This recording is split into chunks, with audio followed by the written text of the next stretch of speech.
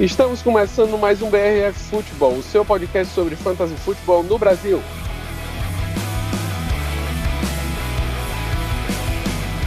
E mais uma vez vamos trazer todos os detalhes da semana 6, discutir como foram os jogadores nessa semana para o Fantasy e falar, claro, de nossas apostas para a semana 7. Fique ligado!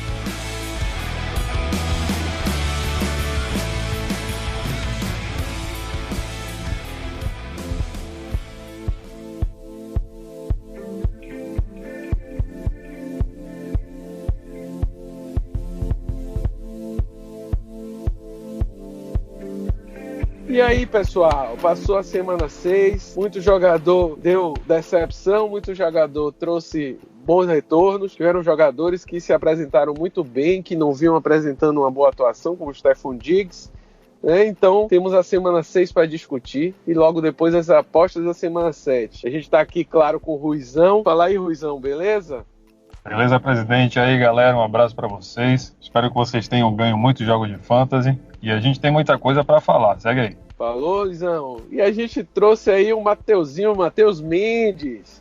Você já conhece ele muito bem das crônicas da Waiver Wire agora também, né? Já saiu um podcast aí sobre o Waiver Wire. Espero que vocês tenham ouvido e já tenham conseguido trazer seus jogadores da Waiver. E Matheus aí é um grande atuante aí do BRF Futebol e tá aqui com a gente agora no podcast. Fala aí, Matheus. Fala, galera, recebi aqui o convite e a missão de estar junto com o pessoal aqui no podcast das apostas da semana e vamos embora conversar um pouquinho sobre fantasy, esse negócio que a gente tanto ama. Beleza, Mateuzinho, seja bem-vindo, que bom que você está aqui com a gente. Vamos lá, e aí, Ruizão, quem foram os destaques da semana aí do Fantasy Futebol? Semana 6, manda aí. Matt Ryan voltou a aparecer e tem sido um daqueles caras consistentes. Eu tô quase tentado a fazer uma troca por ele, mas eu vou me segurar. Além dele, a gente teve o Lamar Jackson, que voltou a ter uma boa atuação contra os Bengals e apareceu entre os quarterbacks. Entre os running backs, a gente viu o James Conner jogando bem contra os Chargers, e aí outros nomes são Nick Chubb, Devonta Freeman, David Johnson, Chris Carson e Ezekiel Elliott. Entre os wide receivers, o retorno de Jedi do Stefan Diggs, que muita gente estava com raiva e botou no banco, e aí perdeu esses pontos todos que ele fez, além do Terry McLaurin e outra volta muito aguardada, Tyreek Hill, que já chegou anotando só 2 touchdowns, mais algumas jardas, e fazendo a galera ganhar e outros de lavada também. Eu vou te dizer que eu estava esperando muito esse retorno de Stefan Diggs aí, que eu tinha feito uma troca numa liga por ele, e eu tava ali, ó, não passava nem o Wi-Fi, como disse alguns memes por aí. Então, o cara trouxe 167 jardas, bicho. Foi muito bom, né? 3 touchdowns no jogo. Aí pena que nessa liga não era PPR, que aí foram 43 pontos e meio. Eu fiquei com os 36,5, que já foi de muito bom tamanho. Mas beleza. A gente segue então com os Tyrants com outro retorno muito aguardado de ninguém menos que Hunter Henry, numa temporada que tá difícil você achar Tyrant. E como o Mateuzinho já falou lá na waiver, quem deixou o Hunter Henry esquentando lá no banco pra hora certa, parabéns, ele tá aí. Anotou 30 pontos no PPR e 22 no Standard. Junto com ele, Austin Hooper novamente, jogou muito bem. Ricky Seals-Jones lá por Cleveland. Cameron Brate continua jogando melhor na temporada que o O.J. Howard.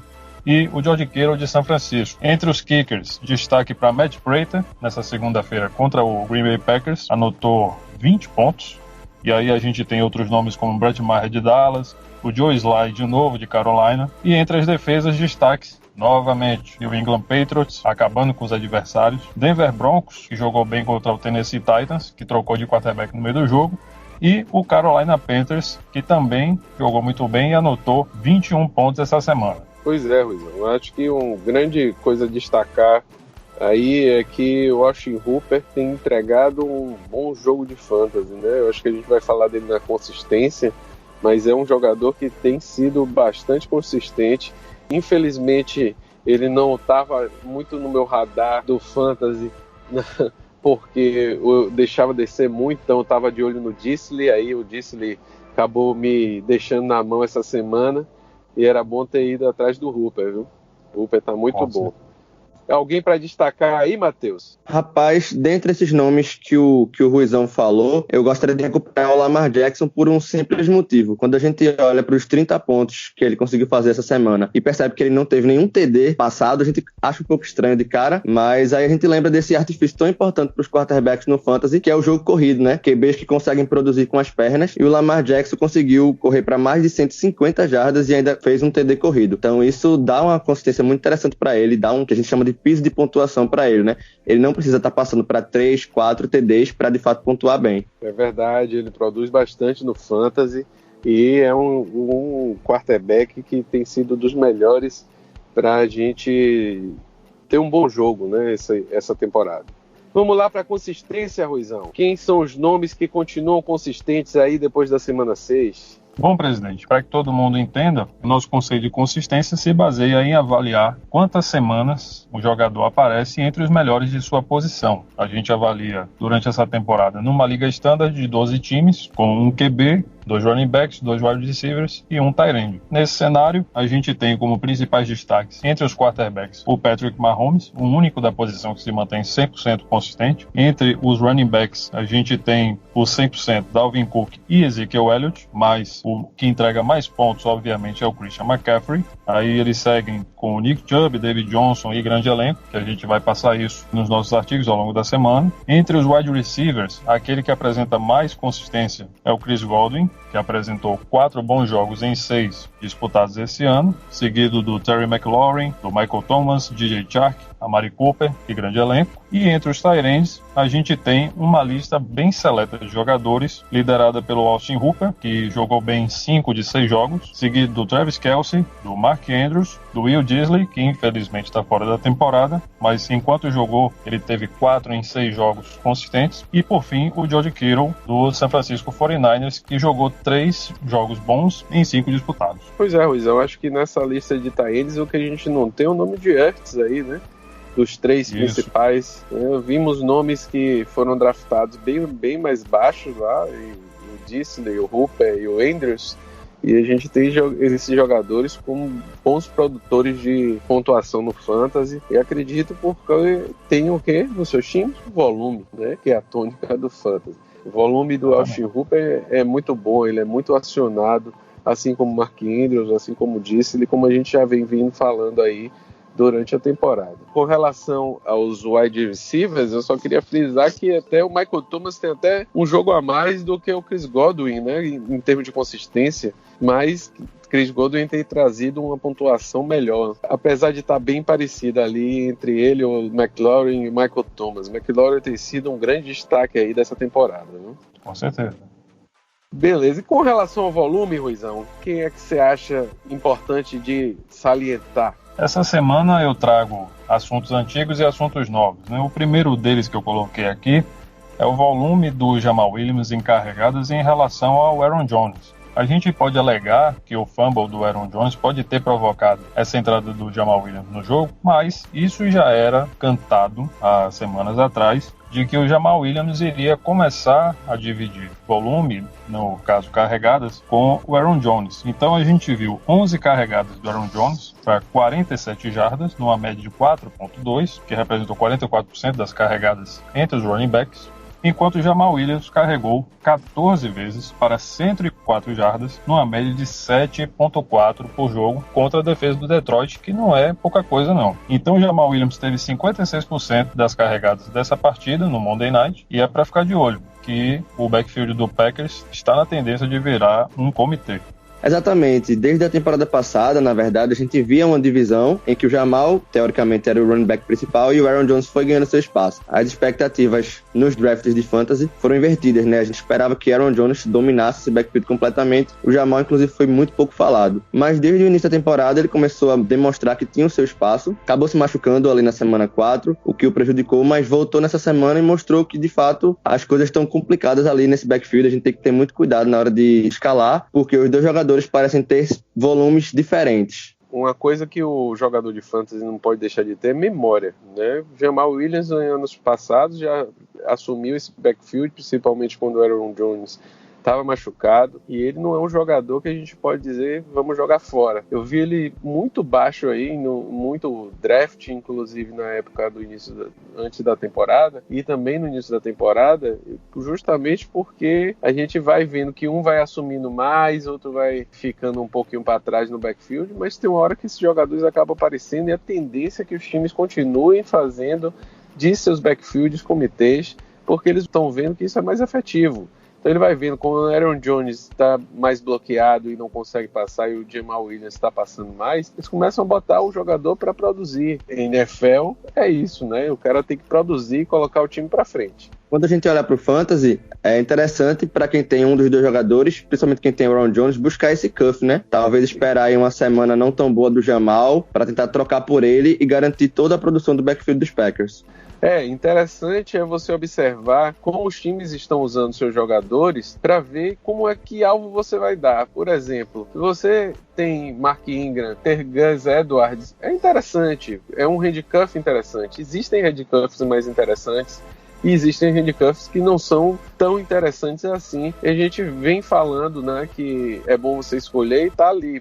Você pode esperar uma lesão? Pode. Sempre se pode esperar uma lesão de um running back. Graças a Deus esse ano, não quero nem zicar ninguém aí não, mas a gente não tem tido tanta lesão assim, apesar de termos lesões como o Saquon Barkley, por exemplo, mas não tem tido tanta lesão de jogadores mais importantes, mas a gente sempre tem que pensar que os handcuffs estão aí para trazer essa algema de segurança. Mas vamos lá. E aí, Ruizão, e o Godwin Evans, o que é que você acha lá em Tampa Bay? Bom, muita gente se assustou quando viu o Evans ter 0 recepções em 3 alvos, né? E começou a entrar em pânico. O que eu faço? Eu troco o Evans, eu dispenso, mas torcedores, calma, né? Nessa partida sobrou alvo para todo mundo, principalmente para a dupla de recebedores principal, o Chris Godwin e o Mike Evans, lá em Tampa, até porque o Jameis Winston, para correr atrás do placar contra a Carolina, precisou passar muito a bola, tanto que cometeu 5 interceptações. Mas vamos ao que interessa. Chris Godwin teve 12 alvos para 10 recepções, né? Uma porcentagem de recepção de 83%, e o Mike Evans teve 17 alvos para 9 recepções, com uma porcentagem de catch de 52,9%. Para mim, é de se esperar que a porcentagem de catches do Mike Evans seja menor naturalmente, por conta dos cornerbacks que ele costuma enfrentar, por ser considerado o wide receiver 1 de Tampa Bay, enquanto o Chris Godwin tem sempre aproveitado muito bem os alvos que lhes são passados, já que ele recebe uma atenção menor, o que pode mudar daqui para frente, né? As secundárias adversárias vão ter que prestar muito mais atenção, se já não prestavam antes, para que não deixem o Chris Godwin atuar tão bem assim. Para quem tem o Chris Godwin no Fantasy, vão torcer exatamente o contrário, para que o Mike Evans continue recebendo atenção. Né? O difícil é você deixar o Mike Evans soltinho lá, né? Pois é. Porque aí ele vai acabar produzindo. Eu acho que o grande problema desse time não tá nessa divisão. O grande problema desse time, para mim, é Jameis Winston. Jameis Winston estava sendo falado o tempo todo no início dessa temporada, né? Eu ficava lendo assim, vendo mídia falando de Jameis Winston. Nunca gostei. Ele é o verdadeiro herdeiro do legado de Eli Manning contra interceptações. Ele não sabe trabalhar na pressão, e sempre foi assim, cara. O cara sempre teve muita interceptação. Eu não aposto em Jameis Winston. Ele pode ter produções excelentes em um jogo, mas no outro ele entrega 5 interceptações, acaba com o seu jogo e é só decepção. Então, eu acho que o grande problema aí em que você confiar, Chris Godwin e Mike Evans vão continuar, como a gente já vem dizendo, eles vão continuar dividindo a atenção. Então, cada um dos dois pode produzir. Infelizmente, isso é ruim pro fantasy, mas é a vida, é assim mesmo. É onde a vida interfere no fantasy. Vamos lá, Rui. E Hopkins e Fuller, você trouxe aí pra gente?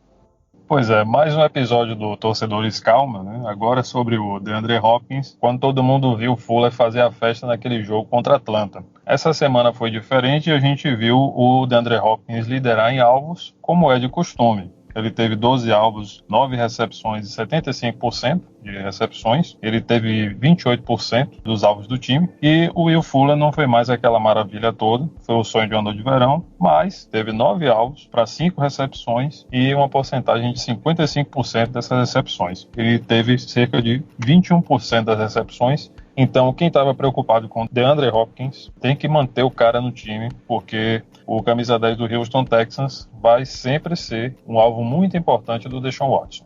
Pois é, e sobre o Will Fuller, é interessante quando a gente olha para a partida que ele fez na semana passada, ultrapassou as 200 jardas recebidas, conseguiu 3 touchdowns. Sempre que eu tenho um jogador que consegue fazer a atuação da sua carreira, e essa foi literalmente a melhor atuação da carreira dele, eu tento trocá-lo. Não tem como ele manter essa produção, sempre vai ter alguém na sua liga que vai olhar para essa pontuação maravilhosa e vai achar que isso vai se repetir, e dificilmente se repetirá. Então, caso você tenha um jogador que tenha tido uma pontuação explosiva numa semana específica, e você, olhando para o seu histórico, perceba que essa não é o normal desse jogador, fique atento às oportunidades de trade, é o que a gente chama de sell high, né? Quando você troca jogadores que estão com valor acima do seu valor real. Verdade, agora eu não concordo completamente com vocês dois, não. Eu acho que o Will Fuller não é um sonho de uma noite de verão. Eu acho que ele é um jogador que é um jogador de segurança para Deshaun Watson, porque ele é um jogador do escape. Não vou fazer a mesma comparação que Godwin e Evans aqui, porque é diferente, não estão no mesmo nível de comparação os dois plantéis de jogadores, né? Mas a questão de Fuller é que ele, na minha opinião, vai estar mais à frente do Kenny Stills nesse time, como ele tem sido produtivo. Depende muito de como o Kenny Stills vai voltar, mas o Fuller tem sido melhor aproveitado. Mas vamos lá, Ruizão, o que é que a gente tem mais para destacar? Só lembrando ao pessoal que os nossos dados de carregadas e recepções vão estar disponíveis também naquele nosso reporte semanal com várias informações que a gente traz aqui no podcast, em detalhes. Alguns destaques do plano de jogo a gente traz aqui. O Tom Brady, do New England Patriots, teve um plano de jogo positivo, no qual se esperava o Patriots dominando a partida e ficando à frente o tempo todo. Ele pontuou muito bem contra o New York Giants, anotando 2 TDs corridos. O Chris Carson e o DK Metcalf do Seattle Seahawks, favoritos contra o Cleveland Browns, também se deram muito bem. O Chris Carson no jogo corrido, anotando TD, e o Metcalf também aproveitando o passe em profundidade do Russell Wilson e aproveitando também a ausência de cornerbacks titulares do Cleveland Browns, se deu bem e foi uma boa opção de flex para alguns jogadores no Fantasy. Justamente, o DK Metcalf é um jogador para a gente ficar atento, para a gente começar a observar. Ele é um cara que vem recebendo muitos alvos, principalmente na Red Zone. Ainda não correspondeu a isso, mas agora com a lesão do Will Dissly, a tendência é que seu volume aumente ainda mais. Então fiquem atentos, porque ele é um cara que pode aparecer com consistência nas próximas semanas. O Mark Ingram do Baltimore Ravens, favoritaços na partida contra o Bengals, ainda que fosse um jogo de divisão, correu muito bem e apareceu entre os melhores da sua posição. Nessa mesma partida, o Alden Tate, que teria muito garbage time à sua disposição, e na ausência do AJ Green, que ainda se recupera de lesão, também teve um bom desempenho, sendo um dos principais alvos do Andy Dalton. O Stephon Diggs, como a gente já viu, que seria um jogo de muitos passes, porque as defesas, tanto do Vikings quanto do Eagles, sabem conter o jogo corrido, então ele voltou a ser um alvo proeminente do Kirk Cousins, recebeu muitos passes e deu no que deu. O Alshon Jeffrey, também nessa mesma partida, se aproveitando da mesma situação, foi um alvo constante do Carson Wentz. O Terry McLaurin, a defesa do Washington Redskins, a defesa, para minha alegria, em algumas ligas, passou por cima de Miami, ainda que o placar não tivesse sido o Pro Bowl que eu imaginei quando a gente falou no podcast na semana passada, entre outros nomes que a gente vai colocar no repórter também. E quem foi que jogou aí bem contra a força, Ruizão? O Carson Wentz, ele se destacou, ele conseguiu suplantar a secundária do Minnesota Vikings e conseguiu encontrar os seus alvos. O Sam Darnold e o Robbie Anderson, nessa vitória que para muita gente foi surpresa do New York Jets contra o Dallas Cowboys. O Sam Darnold vem demonstrando a sua competência como quarterback na sua turma. Você vê a diferença de um jogador como o Sam Darnold para um Luke Falk, né? Então, Pois é. Então, todo mundo achava que o Jets ia sucumbir ao Cowboys e não foi bem assim, né? Vamos ficar atento, porque realmente o jogador tem seu valor e o Sam Darnold é um jogador muito bom, ele é excepcional. E o Sam Darnold é interessante porque além dele ter o seu próprio valor, ele aumenta todo mundo que está ao seu redor, né? Então, Robbie Anderson ganha muito. Jameson Crowder, principalmente em ligas PPR, ganha muito. O próprio Le'Veon Bell ganha oportunidades na Red Zone. Então, ele é um cara que muda todo o ataque. Isso aí, Matheus.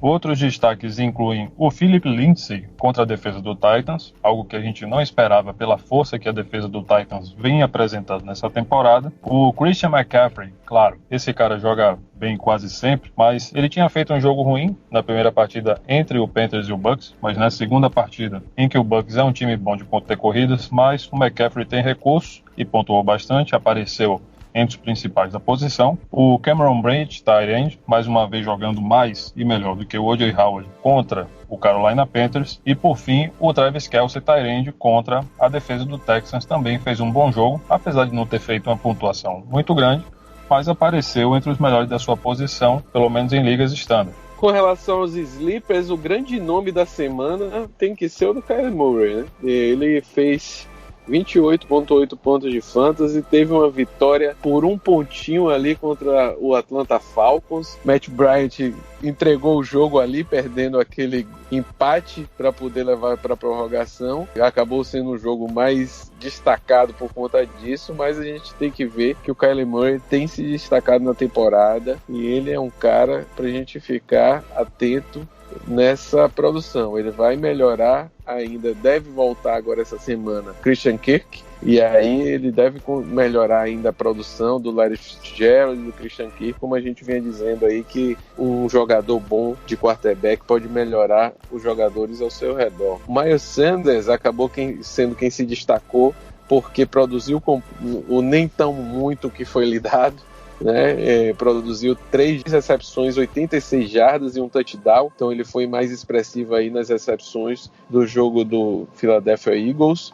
O Curtis Samuel foi um jogador extremamente interessante essa semana no Fantasy, fez 70 jardas, um touchdown e 23,8 pontos, e com a ausência do Sterling Shepard, o Golden Tate no seu retorno fez o que fez com a defesa lá do New England Patriots. Assustou no início, mas foi um jogador bem acionado até o fim do jogo, acabou fazendo um touchdown bem longo aí. E com relação aos tight ends, o Rick Seals-Jones do Cleveland Browns, um time que acabou perdendo o Njoku, e a gente não tinha muito quem se espelhar nesse time, e principalmente o Cameron Brate. A gente sabe que o O.J. Howard não tem correspondido, e o Cameron Brate apareceu aí essa semana com 12,7 pontos de PPR, e pode ser interessante, né? Mas quem te decepcionou nessa semana aí, Mateuzinho? Quem me decepcionou, principalmente num dos meus times, foi o Keenan Allen. Acabou que ele não aproveitou as oportunidades que teve. Na Red Zone, quem foi acionado foi o Hunter Henry. Teve um jogo bem atípico em relação ao que ele vinha tendo, principalmente no começo da temporada. Assim como o Tyler Boyd. É um cara que eu já estava meio desconfiado há algum tempo. Já sabia que com a volta do AJ Green se aproximando, as coisas podiam ficar meio estranhas para ele. Acabou que não precisou nem o AJ Green voltar. O Alden Tate dominou ali o garbage time e o Boyd decepcionou bastante. Eu acho que é outro jogador que, na verdade, a decepção é a qualidade do ataque. Ano passado, o Tyler Boyd, os jogos que ele se destacou mais foi quando justamente o AJ Green estava jogando. O Tyler Boyd, nos jogos que o AJ Green ficou afastado no passado, foi um jogo que ele começou a parar de produzir tão bem como vinha produzindo. Então é aquela coisa de estar no foco da atenção da secundária ou não, né? Vamos ver quando o AJ Green voltar. O Tyler Boyd deve assumir a segunda colocação. O Alden Tate continua sendo um cara interessante, mas vai ter um valor mais de flex em ligas bem mais profundas. Mas realmente o Tyler Boyd decepcionou essa semana. Um outro jogador que eu queria destacar com relação às decepções, para justamente colocar o porquê que isso deve estar acontecendo, é o Zach Ertz. Foi um tight end que veio nos 3 principais aí dos drafts desse ano, mas é um tight end que está dividindo uma atenção com inúmeros jogadores, inúmeros não diria, mas num ataque bem diversificado, que tem usado muito o Alshon Jeffrey na sua produção, né, e tem diversificado bastante seu plano de jogo dentro das partidas. Então o Ertz é uma peça fundamental, não estou dizendo que não é, mas ele deixou de ser aquele foco principal do ataque para ter aquele volume que a gente espera que o tight end pode produzir. Você concorda, Ruizão? Concordo. Inclusive, entre as peças que o Eagles vem utilizando, jogo ou outro, o Dallas Goedert também vem aparecendo e tomando esse posto que às vezes era ocupado em muitos snaps ao longo da partida pelo próprio Zach Ertz. Pois é. Bom, e aí, Mateuzinho, como é que foi sua semana de fantasy? Produziu bem com seus times? Tá em quantas ligas você, meu velho? Então, Caião, o planejamento inicial era jogar 5 ou 6 ligas para ficar um pouco mais tranquilo, mas você sabe que o bichinho do vício é mais forte, os amigos vão chamando, as oportunidades vão aparecendo e acabou que eu tô em 10 ligas. E aí a semana no geral foi boa, de cabeça que acho que ganhei em 7 ligas, 6 ou 7 ligas. Ganhei na liga da gente, né? O Infinity Superflex War, nossa liga aí interna. Tô 4-2 lá, trabalhando firme para vencer essa divisão. Essa liga tá muito boa, né? Então, o Ruizão tava dizendo hoje no Twitter que é raro ver um 6-0, mas eu tô 6-0 lá, viu, Ruizão? Pode olhar lá na nossa liga que eu tô 6-0 nessa liga. Não quero dizer nada mais. E aí é recado pro Rafão, que já diminuiu a pontuação dele. Semana passada a gente falou dessa liga aí, ele já diminuiu a pontuação. Olha o trash talk nervoso aí. O trash talk nervoso, eu não vou nem dizer que eu ganhei de Rui de novo essa semana pra não deixar ele mais agoniado. Eita. Deixa pra lá. E já tem confronto de novo, agora é na Terry. Essa aí é a que não passa Wi-Fi. Essa aí... Essa aí é que eu tô com medo, mas vamos lá. Chegamos no principal bloco aqui da gente, as apostas da semana. Para isso que vocês ouvem esse podcast, né, minha gente? E vamos lá, na quinta-feira a gente já tem Kansas City Chiefs contra Denver Broncos num jogo de divisão que o Denver vai receber o Kansas City Chiefs, que já veio de uma derrota aí agora para Deshaun Watson. Pode-se dizer, inclusive, que a derrota foi pro Deshaun Watson naquele jogo, né? Então, Kansas City, que tem um ataque bastante efetivo, vai continuar com o Patrick Mahomes mantendo a consistência. Tyreek Hill voltou e fez o que fez, todo mundo viu no jogo, então ele é o jogador mais importante desse time com relação ao jogo aéreo do ataque, e o Kelce complementa extremamente bem essas jogadas. Não acho que vai ser um jogo tão bom para o parte do backfield com relação ao volume do lado de Kansas City, mas eu apostaria bem em Kelce e Tyreek Hill como bons produtores do lado do Kansas City. Com relação ao Denver Broncos, eu acredito que o Courtland Sutton continue trazendo essa pontuação boa de fantasy. O Philip Lindsay e o Royce Freeman, eles vêm dividindo bastante as carregadas. O Philip Lindsay ainda tem um valor maior do que o Royce Freeman com relação ao fantasy, mas o Royce Freeman ainda tem sido um bom flex e a gente tem que ficar atento porque ele não fez nenhum touchdown ainda na temporada. Normalmente jogadores que são produtivos, ativos, eles chegam em um momento da temporada em que parece que o jogo diz: por que você não fez um touchdown ainda, meu amigo? Então todo jogador que tem um valor para fazer touchdown, e o Royce Freeman tem tido, vai ter uma boa oportunidade. E eu acho que o Royce Freeman tem chance de fazer touchdown nesse jogo e pode ser uma boa opção de flex. No plano de jogo, é um jogo de divisão, como a gente sabe, não tem um favorito tão bem definido. Kansas City, apesar do Kansas City ser favorito nas linhas, é só por 3,5 pontos à frente. Isso é importante quando se fala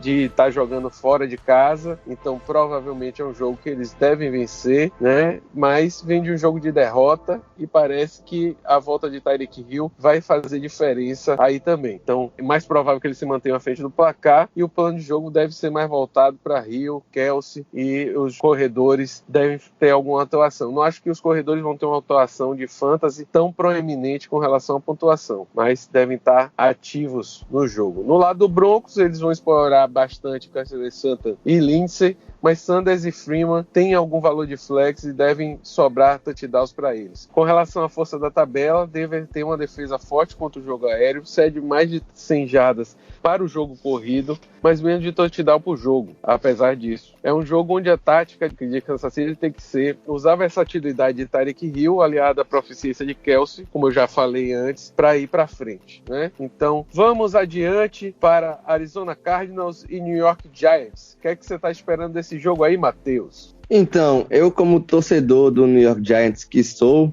espero uma vitória do meu time. Mas, sendo sincero, acho que o favoritismo tá um pouquinho no lado do Arizona Cardinals, principalmente pelo ataque da equipe que tá jogando muito bem e a parte do Kyler Murray. Ele é um cara que a pior pontuação dele de fantasy nesse ano foi de 16 pontos. Então isso é uma demonstração muito interessante de consistência, de piso de pontuação. Se a defesa do Giants não fizer o que fez contra os Patriots, que eu acredito que foi um ponto fora da curva, eu confio mais que a defesa do Giants é a que ela foi antes disso, uma secundária com problemas, um pass rush que não consegue pressionar o quarterback, então eu acredito mais que essa defesa vai aparecer, infelizmente, e o Kyler Murray vai ter uma boa atuação, assim como o Larry Fitzgerald e o Christian Kirk, caso jogue. Ele tá voltando de lesão, ainda não fez touchdown na temporada, então o caso dele é parecido até com o do Royce Freeman. É um cara que tá jogando bem mesmo sem os TDs, e quando os touchdowns aparecerem, vai melhor ainda. Complementando a equipe dos Cardinals, tem o David Johnson, um jogador que pode se aproveitar, tá tendo uma boa conexão com o Murray recebendo passes, e é um cara que é interessante também no jogo corrido, deve ter uma boa partida e a escalação obrigatória nessa semana. Em relação aos Giants, a gente tem o Daniel Jones, que depois de um bom início de temporada, acabou tendo um jogo muito ruim na semana passada contra os Patriots, principalmente porque estava sem os seus principais alvos. Então acompanha aí se Evan Ingram vai pro jogo, Sterling Shepard e Saquon Barkley, eles devem jogar. Se jogarem, são boas opções, assim como o Golden Tate, principalmente em ligas PPR. Nos treinamentos, os Giants estão usando muito o Golden Tate como slot e estão abrindo o Shepard do lado do campo. Então isso dá um volume interessante pro Golden Tate nas ligas que premiam pontos por recepção. Quando nós observamos as duas defesas, percebemos que elas são favoráveis para os ataques adversários. Então o jogo promete ser uma partida que a gente chama de shootout, uma partida que deve ter uma parte ofensiva positiva para ambos os times. Verdade, assim, eu acho que vai ser um jogo que vai ser bem pegado aí dos dois lados, com relação à parte ofensiva principalmente. E dá para apostar em bastante gente nesse jogo, né? O Shepard, o Barkley, se ele jogar, dá para apostar. O Evan Ingram, se jogar, né? Dá para apostar. O Golden Tate, o Giants, mesmo do lado dos dois times vai ter jogador que, se você tiver, um bom jogo para apostar. Então, os principais nomes estão aí, a gente deve apostar nesse jogo. Eu só errei, viu, Ruizão? Que não era para chamar Matheus, que a gente não pode chamar o clubismo aqui, né, no podcast. E na hora eu esqueci que o Matheusinho era Giants. Mas dessa vez passou. Ele foi conservador. Isso. Ele tentou não ser clubista, tava quase gritando aqui, a gente vai ganhar esse jogo, Eu bem sei disso, a gente vê depois aqui da gravação. E o Green Bay Packers recebe o Oakland Raiders, né? Como eu já falei que a gente não aceita clubismo, já tô amenizando aqui para chamar o Ruizão para falar do Green Bay. Vai, Ruizão, manda ver aí. Primeiro sem clubismo, depois com clubismo, né, presidente? Então vamos lá. É verdade, manda ver. É um jogo que o Green Bay é favorito, mas eu tenho medo, né? Como um bom torcedor do Packers, sem contar que a gente tá meio sem moral depois de vencer com a ajuda da arbitragem em cima do Detroit Lions, mas o over-under tá alto, em cerca de 46 pontos. Não vejo muita razão para isso, né, com as deficiências ofensivas do Oakland Raiders, com exceção do Josh Jacobs, que vem desempenhando boas partidas.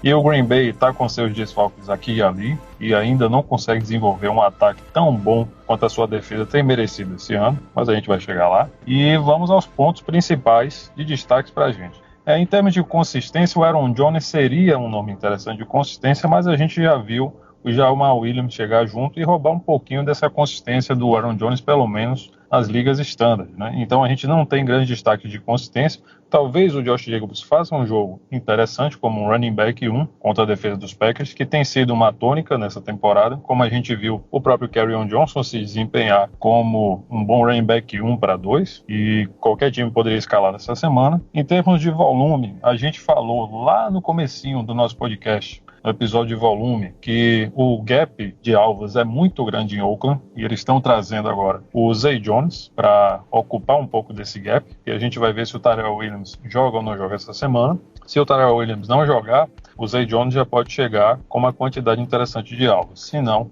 já foi ele vai ver que ele joga, Ruizão? Bom, ele já está ativo no time, mas ainda não está confirmado se joga ou não. Caso ele seja ativo entre os 53, ele deve ir para campo, sim. Tem uma semaninha aí para... Uma semaninha não, né? Ele teve a semana de bye, e mais essa semana é para estudar um pouco do playbook e fazer algumas rotas mínimas aí para receber alguns alvos do Derek Carr. Mas claro que a gente tem também o tight end, o Darren Waller, para capturar alguns desses esses alvos com certeza. E o Josh Jacobs, entre todos, é o grande nome de volume. Com relação ao plano de jogo, que é favorável ao Green Bay Packers, por jogar em casa e por ter um jogo corrido interessante, que pode se desempenhar bem contra o Oakland Raiders, que também não tem uma defesa tão forte assim, a gente pode esperar que o comitê de Aaron Jones e Jamal Williams se desempenhe bem e faça algo semelhante ao que a gente viu nesse Monday Night em cima do Detroit Lions. Se o Davante Adams jogar, ele vai ser um alvo muito proeminente. Se ele não jogar, a gente tem vários nomes para falar sem ser o próprio Adams. A começar pelo Jimmy Graham, pelo Marquez Valdes-Scantling. A gente pode falar do Lazar também, que apareceu nessa última partida, tomando alguns alvos do MVS, do Jerônimo Allison, que até então era o wide receiver 3 do time. A gente tem uma série de nomes, mas nenhum deles deve ter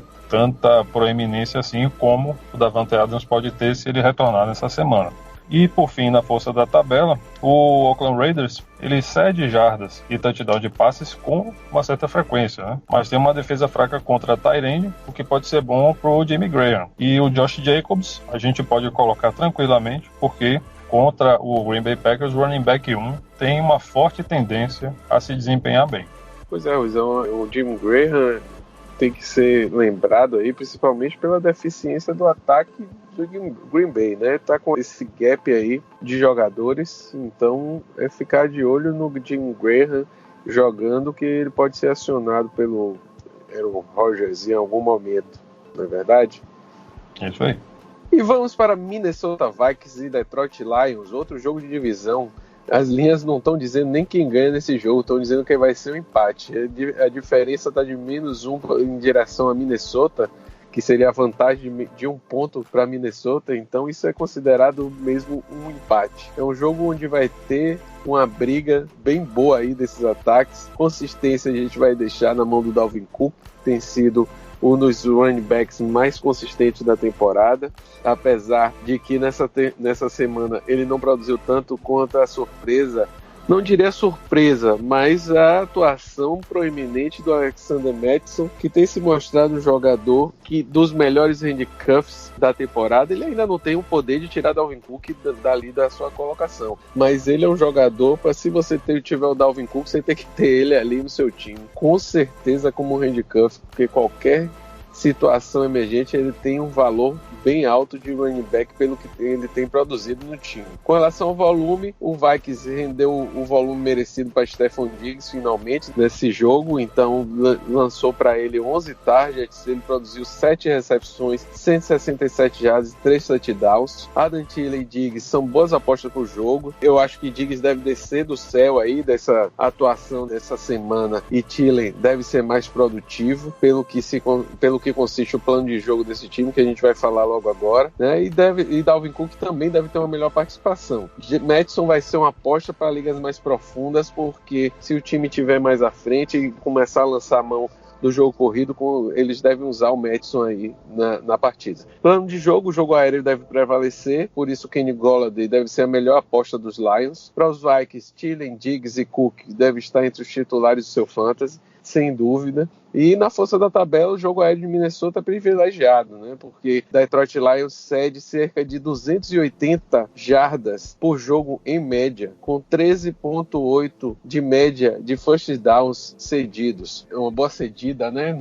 Não diria assim, mas cede boas jardas e cede boas oportunidades de um ataque avançar, quando ele dá tanto first down junto com várias jardas para o time adversário. Então, é o estilo de jogo que favorece mais uma atuação do Thielen, que é um jogador que bota o time para frente ali no slot e tem aquele poder todo de receber a bola e sair de 30 jardas, 20 jardas e correr e fazer o touchdown, mas ele consegue também muitos touchdowns para o time. Então eu apostaria mais numa boa atuação do Thielen nesse jogo do que do Stephon Diggs novamente, apesar do Stephon Diggs ter se destacado na última partida. Pode ser que ele produza também, mas eu não estou dizendo que isso não vai acontecer. Mas o Thielen, pelo plano de jogo do adversário, da defesa adversária, deve ser um jogador que deve ser mais favorecido. Cook também deve ser um jogador que deve estar um patamar das melhores apostas da partida. Então vamos ver o que é que vai trazer esse jogo para o fantasy da gente.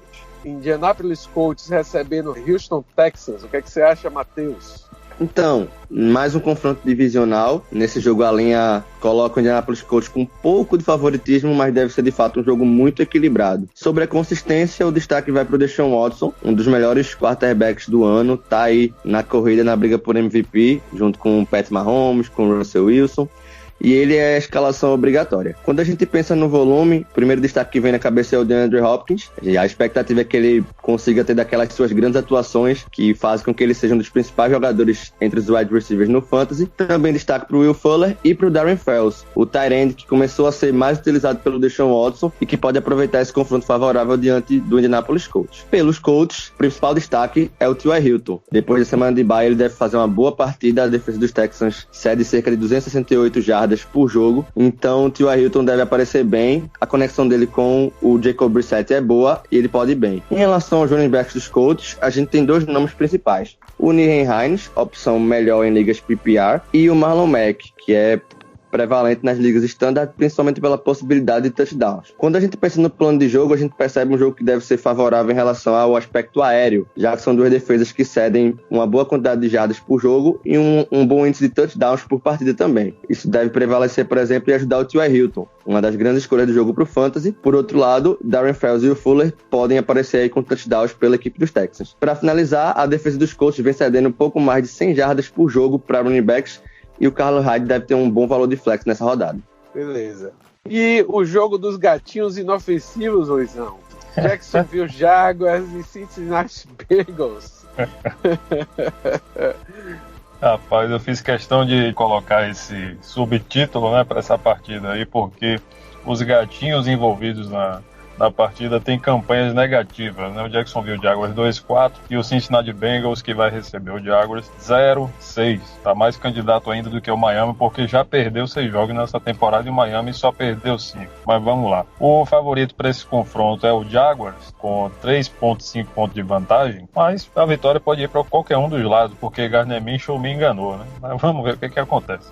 E o over-under gira em torno dos 43 pontos, over-under razoável aí para um jogo que promete muitos pontos entre dois times que são bastante permissivos para os ataques adversários. Em termos de consistência, só tem um nome para destacar, que é o DJ Chark. Apesar de não ter feito uma última partida muito boa, muito por conta também da atuação pífia do seu quarterback, ele é um nome que vale ser escalado, com certeza, no mínimo para seu flex nessa partida. Em termos de volume, os principais nomes são, pelo lado do Jaguars, além do DJ Chark, o Dede Westbrook, que recebeu muita atenção, e o Leonard Fournette, obviamente, por ser o principal carregador do time no jogo corrido. Nos Bengals, enquanto o AJ Green não volta, a gente tem vários recebedores, mas os principais são o Tyler Boyd e o Auden Tate, que passou à frente do Alex Erickson lá na preferência, no depth chart do Cincinnati Bengals, e obviamente o Joe Mixon, que vai ter boas oportunidades. No plano de jogo, eu imagino que o Leonard Fournette vai ser o ponto focal do ataque do Jaguars, e aí os recebedores vão receber atenção conforme houver sucesso nesse jogo corrido ou for necessário correr atrás do placar. E com relação aos Bengals, devem correr bem também, porque ambos os times são permissivos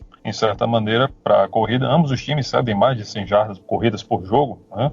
Mas deve correr menos do que Jackson. As oportunidades então surgem para tanto o Joe Mixon quanto o Giovanni Bernard, porque o Bengals deve precisar dessa troca de ritmo entre os running backs para fazer um comitê em que os running backs recebam passes também. E na força da tabela, a prioridade vai para os jogadores do Jacksonville Jaguars, sobretudo para Gardner Minshew, para quem estiver precisando de um quarterback numa semana de bye do seu principal, o Leonard Fournette, o kicker Josh Lambo e a própria defesa do Jacksonville Jaguars. E pelos Bengals, quem tem a melhor oportunidade é o Joe Mixon, running back. Mas, Ruizão, você acha que Joe Mixon vai aproveitar essa oportunidade, meu velho? Ele tem produzido nada, né, velho? Ele não tem produzido nada, a linha ofensiva tem sido inofensiva para as linhas defensivas adversárias, mas a oportunidade ainda assim se apresenta, né? No jogo de passes, ele é um running back que sabe pegar passes. A gente tem a oportunidade de colocar o Mixon pelo menos como flex, que é o que eu pretendo fazer nas minhas ligas, exceto onde eu precisar suprir um running back de bye. Tranquilo, e vamos lá para Miami Dolphins e Buffalo Bills. Mais um confronto de divisão. O Bills está em segundo lugar aí na divisão, né? Atrás do New England Patriots, que ninguém segura nessa temporada, mas é o grande favorito do jogo com 17, você ouviu direito mesmo, 17 pontos na frente do Miami Dolphins. E a gente tem que esperar o que? Consistência, o velhinho Frank Gore, que só vai parar quando ele estiver jogando de bengala. Eu não tenho nem dúvida. Então, segura esse tanque aí que Frank Gore ainda tá passando. Com relação ao volume, os Bills, Dawson Knox, bora ver se ele realmente se mantém como destaque, pois já vem chamando a atenção aí antes da bye. Então vamos ficar de olho em Dawson Knox. Frank Gore, que vai ter volume pra caramba, porque ele deve correr muito nesse jogo. John Brown, porque é o melhor recebedor do time e é o jogador que tem sido mais acionado por Josh Allen. E o TJ Edon ainda porque pode sobrar qualquer coisa lá. Acho que se eles botarem o porteiro para correr também vai ter oportunidade contra os Dolphins querendo morrer aí nessa temporada. Com relação aos Dolphins, vamos passar adiante. Eu acho que por mais que o Kenyan Drake tenha volume, eu acho que ele não vai conseguir passar direito por aí não, porque o Bills vai segurar ele. Né? Com relação ao plano de jogo, acho que o Bills vai correr mesmo, então por isso que eu falei do Frank Gore, e forçar os turnovers com relação aos Dolphins, que não tem sido perigoso para ninguém nessa temporada, e Dolphins vai passar a bola e ceder os turnovers que a gente falou que o Bills vai pegar, né? Porque alguém vai ter que ceder. Então, Miami vai continuar no seu projeto Tank for Tua, e eu não acho que vai mudar muito nesse jogo não. Eu vejo que na força da tabela, qualquer jogador do time dos Bills, até o Isaiah McKenzie, o Rashuka, inclusive a defesa dos Bills é para você botar para jogar nessa semana. Miami, não aposto em ninguém não. Falcons recebe os Rams para um jogo que deve ser um tiroteio. O que é que você acha desse jogo, Mateuzinho? Pois é, a linha de over e under tá altíssima nessa partida, né? Tá de 54 pontos, com um favoritismo de 3 pontos para os Rams, que na minha opinião deveria ser um pouquinho maior. Eu imagino os Rams mandando na partida, acho que o Sean McVay vai usar e abusar dessa defesa dos Falcons, que tá com muitos problemas. E quando a gente pensa em consistência, primeiramente vem na nossa mente o Todd Gurley e o Cooper Kupp. O Gurley tem a questão da lesão, estejam atentos, ele não jogou na partida passada, então deem uma lida nas informações, até horas antes da partida, vejam como é que ele tá. Caso ele não vá pro jogo, Malcolm Brown se torna uma opção legal. Pelo lado dos Falcons, a gente tem, sobre a consistência, o Matt Ryan, que como o Ruizão falou lá no início do podcast, tá jogando muita bola, esse recorde aí de 1-5 não é culpa dele de jeito nenhum.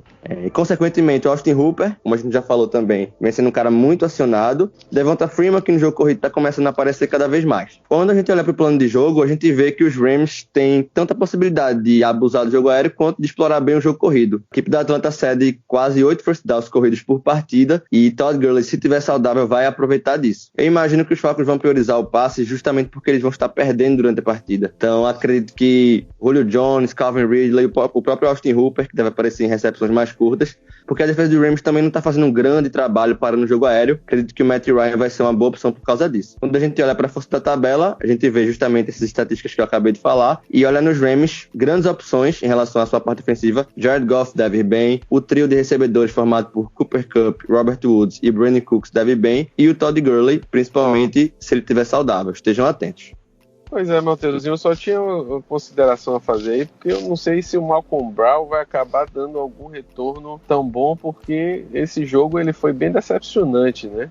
E parece que ele saiu de saudável para questionável. Será que não pode ser o jogo que a gente vai ver o Darrell Henderson jogar? O que é que vocês acham? É uma possibilidade. O Henderson teve seus primeiros toques na bola na temporada na semana passada, justamente com a ausência do Todd Gurley. Conseguiu aí pouco mais de 50 jardas, 5.8 em ligas PPR, e pode sim ter algum volume. O Malcolm Brown seria um cara mais para red zone, para aproveitar touchdowns, mas de fato confiar mesmo só no Todd Gurley, caso jogue. É verdade, eu acho só que vão colocar... O Gurley deve voltar a jogar, é o que foi dito até parece logo que disseram que ele estava lesionado, ele deve voltar nessa partida, mas se ele tiver perda de tempo, não ficar muito em campo, for mais limitado, pode ser que a gente veja o Darrell Henderson jogar aí na partida. Não é uma aposta de fantasy, acho que é pra gente ficar atento só, mas pode ser que ele jogue. E com relação ao São Francisco, o imbatível São Francisco 49ers e o Washington Redskins, vamos lá, Ruizão, o que você acha aí, meu velho? O San Francisco 49ers é favoritíssimo, né? Vai enfrentar um time que venceu na última rodada, mas venceu o Miami, né? O Washington Redskins não coloca respeito em ninguém, tá com um head coach novo, inclusive, né? Mas o San Francisco tem aí 10 pontos de vantagem, um touchdown e mais alguma coisa de frente, segundo as casas de apostas, e o over-under é razoavelmente alto, na casa dos 42 pontos, então a gente deve imaginar o San Francisco colocando aí seus 20 e tantos ou 30 pontos no placar. Isso é bom para quem tem os corredores e alguns recebedores de São Francisco e quem tiver a defesa também, né? Mas vamos por partes. Em termos de consistência, a gente vê o duelo de dois recebedores. Pelo lado dos 49ers, o George Kittle deve receber muita atenção do Jimmy Garoppolo. E pelo lado dos Redskins, se houver algum sucesso, por menor que seja, deve ser do Terry McLaurin, que é o principal recebedor do Case Keenum e que deve fazer um jogo, no mínimo, razoável, já que o time vai correr atrás do placar e passar muito a bola. Em termos de volume, muitos nomes no backfield do São Francisco, dividindo as carregadas, né? Tendo o Matt Breida, o Tevin Coleman, esses dois principalmente, e aí deve aparecer a Raheem Mostert e o que ocorrer. Entre os recebedores, o Dante Pérez, o Deebo Samuel e principalmente o George Kittle devem receber passe do Jimmy Garoppolo. Pelo lado dos Redskins, o Adrian Peterson, se conseguir fazer alguma coisa, o que é bem difícil. E entre os recebedores, além do Terry McLaurin, o Paul Richardson e o Trey Quinn, quando estiverem correndo atrás do placar. No plano de jogo, a gente já falou, mas a gente repete aqui em detalhes, o 49ers deve correr muito com a bola, então quem tiver seu Terry Coleman e seu Matt Breida deve escalar com segurança e passar com tranquilidade nas oportunidades que surgirem, né? E pelo lado dos Redskins, o plano de jogo é basicamente bola no McLaurin e ver se dá resultado. Por fim, na força da tabela, no 49ers a gente pode escalar todos os nomes que a gente tiver à disposição, sobretudo Jimmy Garoppolo, Tevin Coleman, Matt Breida, a defesa, especialmente quem tiver sua defesa do 49ers bota para jogar, porque eles devem forçar turnovers, tanto em fumbles, interceptações, o que ocorrer, quem sabe até um touchdown retornado, mas bota para jogar. Então vamos adiante, porque o Titans recebe em Tennessee o Los Angeles Chargers para um jogo que deve ser um jogo só de defesa, principalmente. As linhas de Vegas estão dizendo que a vantagem é do Titans por um ponto, e a gente sabe que isso, quando acontece, é um empate, né? Então, um over-under de 38 pontos, que não é um over-under alto. Então, eu não estou esperando muito o ataque produzindo bastante nesse jogo, que me faça apostar de forma consistente nos jogadores. Eu não acho que o Derrick Henry vai ter a sua melhor atuação, porque os Chargers, apesar de cederem mais de 100 jardas por jogo, não cedem muitos touchdowns, então pode ser que ele tenha uma produção sustentável aí essa semana, mas você vai botar para jogar, mas eu não estou esperando aqueles 20, 30 pontos, tá? Com relação à parte dos Chargers, o jogo corrido deve sofrer um pouco aí, porque deve ser parado pela defesa do Titans. Então, Gordon e Eckler devem ser jogadores que vão ter produções também razoáveis. Vamos ver se o Keenan Allen e o Mike Williams vão jogar o time para frente e tentar apostar no Hunter Henry, que foi a boa surpresa da semana passada. Com relação aos Titans, Hunter Henry e Derrick Henry agora, né? Então, com relação aos Titans, o corredor Derrick Henry pode ser que seja o jogador que melhor produza no time, porque é um jogador que tem sido mais acionado nesse ataque, que tem o Mariota, que saiu aí na semana passada, né? Então, no meio do jogo, o Tannehill produziu melhor que o Mariota. Então vamos ver também se esses recebedores vão começar a ter valor a partir de agora, se for realmente o Tannehill que for jogar. Vamos ver também se o Delanie Walker vai produzir. Os times são bem razoáveis com relação à defesa, e como a gente disse, com relação ao plano de jogo, vai ser um jogo bem batido, bem pegado, então não esperar um jogo de ataque, sim de defesa. E o Chargers vai tentar distribuir a bola entre seus alvos, que é o Eckler, o Hunter Henry, o Mike Williams e o Keenan Allen. Você vai acabar botando esses jogadores para jogar, mas, como eu disse, sem muita expectativa de uma pontuação tão alta. Com relação ao Titans, a bola com o Derrick Henry passar mais arriscadamente com o provável titular, que deve ser Tannehill. Então, será que A.J. Brown agora passa a produzir alguma coisa? Que para mim é um grande jogador nesse time. Vamos ver. Então, com relação à força da tabela, o Chargers cede pontos para tight ends, apostar no Hunter Henry, e no Titans, no Derrick Henry. É Henry e Henry. E acabou. Vamos lá para New Orleans Saints e Chicago Bears. E aí, Mateuzinho? Então, sobre essa partida, a análise começa parecida com a do jogo anterior, uma partida que deve ser de fato defensiva. A linha de over e under em Vegas está em 38 pontos, é uma linha baixa de pontuação.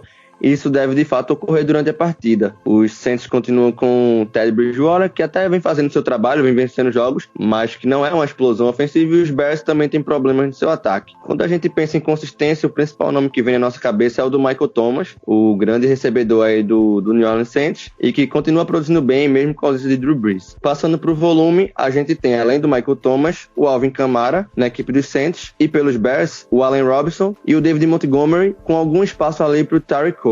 E aí a gente olha para o plano de jogo, percebe que os Saints estão enfrentando uma das melhores defesas da liga, uma defesa que é ótima parando o jogo corrido. Então o Kamara deve ser muito acionado recebendo passes curtos, o Michael Thomas deve ser muito acionado recebendo passes curtos. Então esses são os dois principais jogadores da partida do lado dos Saints. Pelos Bears, a tendência é que eles dividam bem entre corridas e passes, tentem entender a partida e explorar a secundária dos Saints quando tiverem oportunidade, principalmente com o Allen Robinson. A gente tem que ter um pouquinho de cuidado com o David Montgomery, com o Tariq Cohen, jogadores que têm algum valor, mas que não devem fazer grandes partidas. Quando a gente olha para a força da tabela, nós conseguimos observar duas equipes que dificultam o jogo aéreo do adversário. Tanto o Bears quanto o Saints costumam complicar os quarterbacks do outro time, e isso deve continuar nessa partida, tanto em jardas quanto em passe para touchdowns cedidos. Por isso é tão importante a gente olhar para o Michael Thomas e para o Allen Robinson como boas opções na conquista de first downs curtos. Ele deve ser muito utilizado, trabalhar muito bem nas lentes, assim como o Kamara e talvez o Tariq Cohen também. Pode ser um cara que acabe tendo um valor adicional pelo contexto da partida. Beleza, eu concordo plenamente. Vamos adiante com Baltimore Ravens e Seattle Seahawks. E aí, Ruizão, o que se traz para essa partida? É um jogo interessante, é daquelas partidas que a gente deve ver muita pontuação, e as casas de apostas concordam com isso quando colocam o over-under em cerca de 50 pontos e meio, tendo o Seattle Seahawks como favorito e não o Baltimore Ravens. Em termos de conjunto de elencos, eu colocaria o Baltimore Ravens na frente, mas acho que eles estão acreditando no poder de MVP do Russell Wilson. Vamos ver se é verdade. Na consistência, o Ravens tem 3 nomes importantes que a gente deve escalar sem discussão: o Lamar Jackson, quarterback, o Mark Ingram, running back, e o Mark Andrews, o tight end. Entre os jogadores do Seattle Seahawks, Russell Wilson e Chris Carson são escalações obrigatórias. Eu diria o Chris Carson com ressalvas, já que a defesa do Baltimore Ravens é muito boa. Mas é aquela coisa, quem tem um Chris Carson no seu elenco dificilmente não vai colocá-lo no mínimo como um flex de luxo. Em termos de volume, a gente tem aí o Mark Ingram, o Andrews, o Marquise Brown, caso ele jogue, se recupere da lesão. Se ele não jogar nessa semana, a gente tem o Willie Snead e o Nick Boyle também como alvos interessantes do Lamar Jackson pelo lado do Baltimore Ravens. Pelo lado do Seahawks, a gente já falou do Chris Carson, e aí a gente tem os alvos principais do Russell Wilson, que são o Tyler Lockett, o DK Metcalf, que ganha alguma importância com a saída do Will Disley pelo resto da temporada, lesão no tendão de Aquiles, e o Jaron Brown também deve receber alguma atenção. No plano de jogo, para ambos é explorar o jogo aéreo, porque correr vai ser complicado. Nenhuma das equipes cede mais de 100 jardas por jogo. E na força da tabela, a grande vantagem entre os nomes vai para o tight end Mark Andrews, já que o Seattle Seahawks cede pontos para a posição de tight end.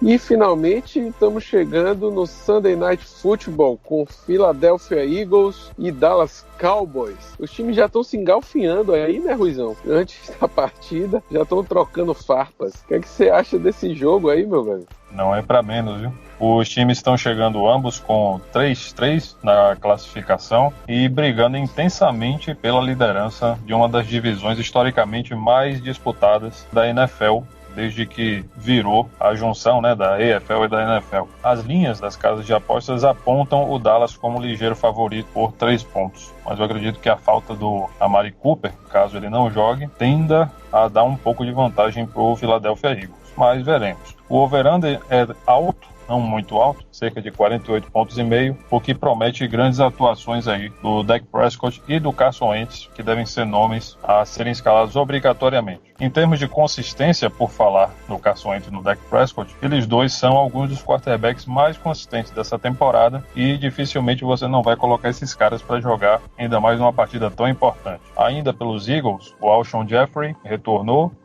bem e tem sido um dos principais alvos do Wentz. Do Dallas Cowboys, Ezekiel Elliott, running back muito consistente, dos melhores da temporada, se não como running back 1, como running back 2, a depender da semana. E o Amari Cooper fica na dúvida se ele vai conseguir jogar essa semana ou não. Em termos de volume, o Jordan Howard assumiu a liderança do backfield do Philadelphia Eagles e tende a manter isso nesse jogo, mas é um jogo complicado em que, se ele conseguir contribuir, vai ser no jogo aéreo. Por falar em jogo aéreo, a gente tem o Zach Ertz, o tight end do Philadelphia Eagles, que vai se juntar ao Alshon Jeffrey e também ao Nelson Agholor como possíveis alvos proeminentes nessa partida para o Carson Wentz. Enquanto, pelo lado do Dallas Cowboys, a gente tem, além do Zeke, o Jason Witten, o Amari Cooper. Se ele não jogar, aí entram os nomes do Michael Gallup, do Tavon Austin, do Cedric Wilson e talvez do Randall Cobb também, a depender da situação de saúde desses jogadores. No plano de jogo, o Eagles vai trabalhar pelo ar com os seus bons alvos, porque o Dallas Cowboys cede 93 jardas corridas por jogo,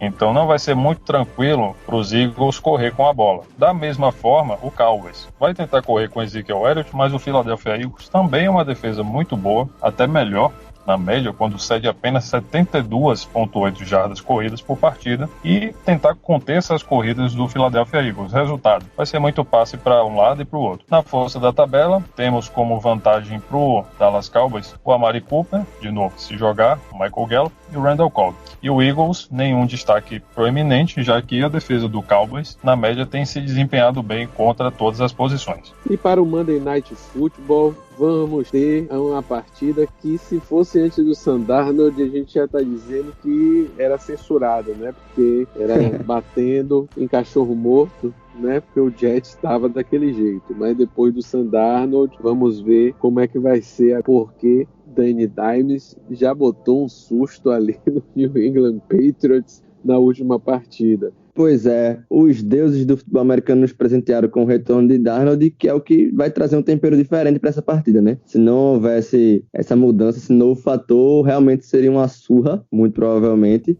Os Patriots ainda são favoritos. A linha está em 10 pontos de favoritismo para os Pats. E quando a gente pensa em consistência, a gente lembra principalmente do Tom Brady. Ele é um cara que está fazendo um bom ano de fantasy, melhor inclusive do que a primeira metade dele no ano passado, e que deve ter um bom valor contra a defesa dos Jets. Pelo lado da equipe de Nova York, Le'Veon Bell, um dos melhores running backs da liga, que deve ter um uso diferente nessa partida, porque a defesa dos Patriots é muito, muito boa, tanto contra o passe quanto o jogo corrido. Mas quando a gente tem essa dificuldade toda no jogo corrido, running backs como o Bell, que são bem acionados recebendo passes, usam essa faceta, então o Sam Darnold deve passar muito a bola para o Bell, o que deve garantir valor para o jogador, principalmente em ligas PPR. Em relação ao volume, o grande destaque do New England Patriots é o Julian Edelman, principalmente porque o Josh Gordon saiu machucado na última partida. De fato ele deve jogar, mas a gente entende que há a possibilidade dele ser limitado em alguns snaps, então o Edelman é o grande destaque aéreo dos Patriots e vem acompanhado pelo jogo corrido por Sonny Michel, que deve ter oportunidades de touchdowns, e James White, que deve ser bem envolvido no game plan da equipe. Pelos Jets, além do Le'Veon Bell, que já destacamos, aparecem o Robbie Anderson e o Jamison Crowder. O Anderson, dependente de big plays, a gente viu o Golden Tate conseguindo uma na partida passada, e ele vai ser esse jogador. Um cara que não vai ter piso, porque o adversário é muito complicado, mas que tem um possível teto aí, caso você precise muito arriscar. O Jamison Crowder, por outro lado, é um cara que vai aparecer em recepções curtas e vai ter valor principalmente em ligas PPR. Quanto ao plano do jogo, o principal para os Patriots é limitar o Le'Veon Bell e tentar forçar os turnovers. Pelos Jets, a gente espera um jogo de muitos passes curtos pro Crowder, pro Bell, para um dos tight ends, provavelmente o Griffin. Então é uma partida que vai ser muito complicada para os Jets pelo adversário. A defesa dos Patriots é uma defesa que cede apenas 160 jardas por jogo, cede apenas 73 jardas por jogo corrido. Então tá muito complicado para os Jets ofensivamente nessa partida. Por isso que quando a gente olha para a força da tabela, os destaques vêm dos special teams e da defesa dos Patriots. Uma defesa que está forçando muitos turnovers, que está cedendo pouquíssimos pontos e que está indo bem semana após semana. E até o próprio kicker, o Mike Nugent, que deve ter oportunidades de field goals além dos extra points que virão. terminamos mais um podcast sobre as apostas da semana. Espero que a gente tenha trazido todas as informações que sejam interessantes para vocês. Eu vou dando meu tchau. Muito obrigado. Acompanhe a gente nas redes sociais. A gente está no Twitter e no Instagram com BRF Futebol. O site da gente é o brffutebol.com.br. A gente vai manter essa produção do podcast da Waiver. Não deixe de ouvir. O Matheus já fez aí o dessa semana. E a gente vai tentar trazer um podcast sobre o waiver toda semana curtinho, para você saber quais são as apostas para aquela waiver wire daquele momento. Muito obrigado, Ruizão, um grande abraço. Valeu, presidente, um abraço para você, um abraço, Mateuzinho, bem-vindo a esse podcast e você vai aparecer muitas vezes, então galera, se acostumem aí, continuem acompanhando a gente, como o presidente falou, nas redes sociais. Essa semana promete muito aí e podem procurar a gente para a gente tirar dúvidas. Um abraço. Valeu, Matheus, seja bem-vindo mais uma vez. A gente está aqui produzindo mais uma coisa juntos no nosso querido BRFF e a gente está muito orgulhoso de você estar aqui, meu velho. Um grande abraço. Valeu, Caio, valeu, Ruizão, meus mestres de fantasy. Continuo agradecendo pela oportunidade. Estamos aqui a partir de agora todas as semanas para ajudar vocês nas suas dúvidas, para ajudar vocês a entenderem um pouco mais sobre o fantasy como um todo. Vamos embora, vamos juntos e abraço. Grande abraço.